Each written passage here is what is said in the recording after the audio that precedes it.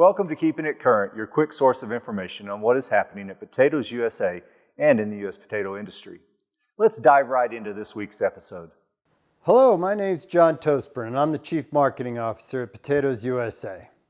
You know, it's somewhat redundant and certainly not surprising to say that international trade is in turmoil. We constantly hear about the supply chain issues, the port congestion, increasing prices, and now even a shortage of Christmas presents. But U.S. exports are an even worse mess than imports. In fact, the U.S. just ran a record trade deficit in October, in large part due to the decline in exports. I am very pleased, however, to report that despite these issues, which I'll touch upon later, U.S. exports of frozen and fresh potatoes were significantly up for the first quarter of the marketing year. Comparing July through September 2021 to 2020, exports of frozen potato products increased 30%. This growth was led by a 63% increase to Mexico, continuing significant growth to this market in 2021. Exports to Asia were up 18%, led by increases of 28% to China and 176% to the Philippines. Both markets were severely impacted by pandemic restriction, resulting in declines in 2020. Exports to Japan were up 14%, but due to problems with shipping and tight U.S. supplies, restaurant chains in Japan are still having to limit fry sales or switch to products from Canada. U.S. exports of fresh potatoes, which include both table stock and potatoes for processing, were also up, but with more variability. The total was up 16% due to a 31% increase to Canada, the largest market by far, and mainly a market for chipping potatoes and potatoes going to the frozen processing plants.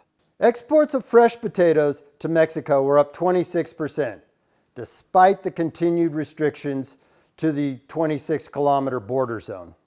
Exports to Asia were mixed, with exports to Taiwan, the largest market, down 24%, as significant problems with rejections have limited exporters' willingness to ship. The Philippines and Thailand were down 36% and 88% respectively due to strong competition from low-priced potatoes from China. Exports to Korea were up 86% as demand for table stock potatoes continues to grow in this market.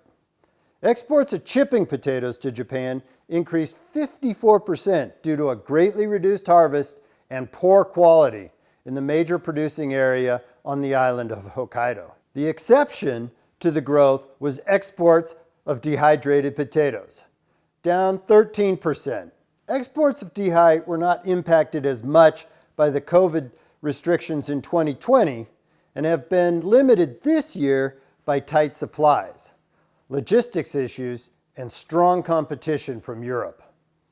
All markets in Asia except Korea, up 59%, were down, with the largest market, Japan, off 24%.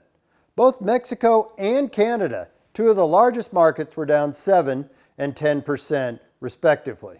Looking forward, there are a number of factors that will impact the continued recovery and growth of U.S. exports. From the demand side, the continuing impacts of restrictions and regulations related to the global pandemic will temper demand, but I do not expect this to have a significant impact. I am much more concerned about the ongoing problems with ocean freight. Forecasts are for some improvement beginning in the spring, but until then, U.S. exporters are going to continue to face problems getting containers, booking sailings, and very elevated costs.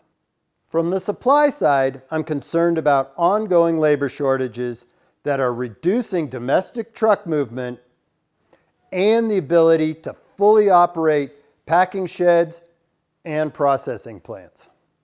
The global and U.S. supply of potatoes will also limit export growth. Potato production in the U.S. and Canada was down in 2020, with production in Europe over 7%. For 2021, the situation is somewhat reversed, with Canada up almost 20%, while the EU is down 7%, and the US is now projected to be down 2.6%. Additionally, production in the US was very uneven. Maine and other states in the east had perfect weather and high yields. The north central states had average production, with the exception being the northern plains, where drought impacted the yields for dryland producers. In the Pacific Northwest, the extreme heat drove down yields and quality, especially in Washington, where a large portion of the potatoes for frozen processing are grown. Despite some additional frozen processing capacity coming online in Washington and Idaho, supplies of frozen products will be very tight in the coming year.